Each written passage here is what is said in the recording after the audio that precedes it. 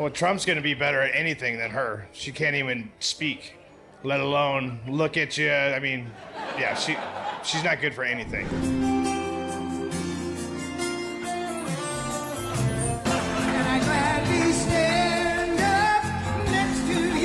God bless the NDA. It is just unbelievable. This whole event, his whole platform is immigrants are dangerous. Immigrants are killing our country. Their chemistry, it's positively smoldering, Jimmy Kimmel said about the Trumps. But was he being serious? Spoiler alert, not even close. Kimmel's latest roast of the former first couple has everyone talking, and not just because of the jokes. Before we move on, I'd like to ask you a small favor. I firmly believed that Donald did not want to run for president. I don't think it was serious. I don't think he wanted it. And it's the very people who perpetrated the lies that I was an agent of Russia, like Adam Shifty Schiff and others. If you appreciate this content, please take a second to like this video and subscribe to the channel. Over 98% of you watch the videos without subscribing. It costs you nothing, but it makes a huge difference to us. So, did you click the subscribe button? Great! Thank you so much. Now, back to the video. From body language experts to Trump himself, this story's got more layers than an onion, and trust me, by the end of this video, you'll be peeling back each's, wondering what it all means for the Trumps in American politics. Ready to dive in? Picture this: Madison Square Garden packed to the brim with Trump supporters. The crowd's roaring, but all eyes are on the entrance. And there she is, Melania Trump, making a rare public appearance. But something's off. She's walking like a mannequin that's just learned how to move, her face frozen in what looks like a painful grimace. It's like watching a fashion show gone wrong.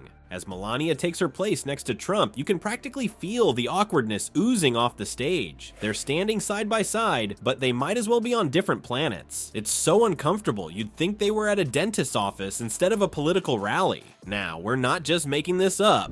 Garden for around 70 minutes. He covered a number of important subjects and warned that a vote for Kamala is a vote for World War III.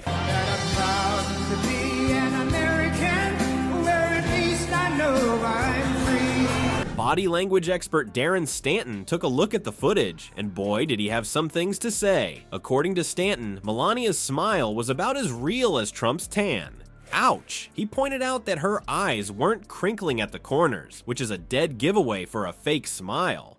But it gets better, or worse, depending on how you look at it. Stanton noticed that Melania kept trying to create space between herself and Trump. She had her arms crossed most of the time, which is basically body language for, get me out of here. It's like watching a game of human Tetris, with Melania constantly shifting to avoid touching Trump. As the rally went on, things didn't improve. Melania's posture got stiffer, her smiles more forced. It was so bad that Stanton said she looked like she was in a hostage situation. Talk about a ringing endorsement for your marriage. To me, there's nothing more beautiful than watching a man and his wife try not to smudge each other's bronzing cream. All of your sons and daughters will end up getting a little notice. They'll say, Mom, Dad, what is this little green piece of paper? Ay, ay, ay. So what's the verdict? Well, according to our body language expert, the Trumps' relationship is about as warm and fuzzy as a cactus in winter. It's clear there's some serious strain going on behind those forced smiles and awkward poses. But hey, don't take our word for it. Let's see what Jimmy Kimmel had to say about this whole mess. After all, who better to break down a political circus than a late-night comedian? Ever wonder what happens when a comedian decides to poke the bear? Well, Kimmel just took a big stick to the Trump-shaped beehive. The fallout? Let's just say it's messier than Donnie's hairdo in a windstorm. Somehow he still has almost half the country on his side. I don't know how. It was a messy weekend for Donald Trumpster, human dumpster. But you know what? Why did Hillary Clinton not become America's first woman president in 2016? Jimmy Kimmel came back from vacation with guns blazing. He didn't just dip his toes into the political comedy pool, he cannonballed right in, splashing Trump and Melania with a tidal wave of jokes. Kimmel kicked things off by describing the Trump rally as ugly, mean, hateful, racist, anti-Semitic, and stupid. Ouch, that's not exactly a glowing review, is it? But Kimmel was just warming up. He zeroed in on the Trump's awkward body language, serving up zingers faster than Trump scarfs down Big Macs. The comedian quipped, "To me, there's nothing more beautiful than watching a man and his wife try not to smudge each other's bronzing cream. Talk about a sick burn. It's like he's roasting 2 turkeys at once." Wait for the Yankees' legal challenges to play out in court before we can certify the results. Do you hear how crazy that sounds? Kamala has imported an army of illegal alien gang members and migrant criminals from the dungeons of the third world. Then came the pièce de résistance. Kimmel described the chemistry between Trump and Melania as positively smoldering. But folks, this wasn't a compliment. It was sarcasm so thick you could spread it on toast. The audience ate it up, laughing harder than Trump trying to pronounce anonymous.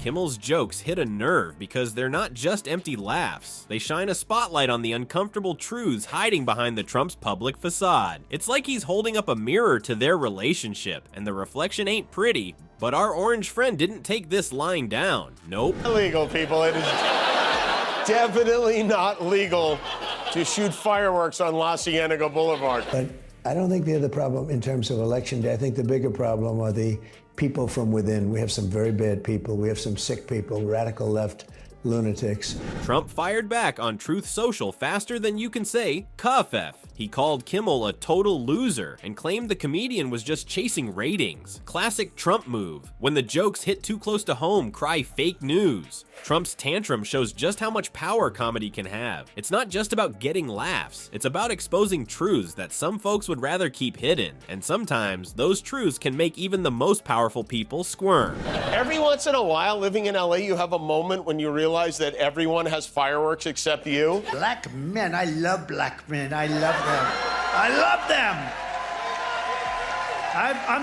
I have gone through the roof with black men.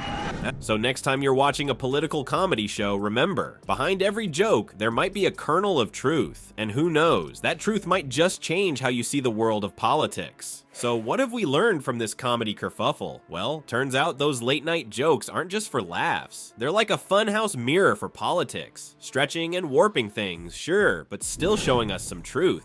Kimmel's roast of the Trumps wasn't just about getting giggles. It poked at something real, something that made Trump madder than a wet hen in a thunderstorm. And that's the power of political comedy. It can make us laugh, but it can also make us think. Advice? I think he wanted to touch base. He wanted my endorsement. That when you hired me, I headlined, babe, at your casino, which I might have continued to play had you not run it into the ground. Next time you're watching a comedian take shots at a politician, don't just chuckle and move on. Look a little deeper. You might just spot something important hiding behind the punchlines. As for Trump and Melania's next public appearance, well, let's just say we'll be watching closely. Maybe they'll try to prove Kimmel wrong by recreating that famous upside-down Spider-Man kiss. Now that would be some smoldering chemistry.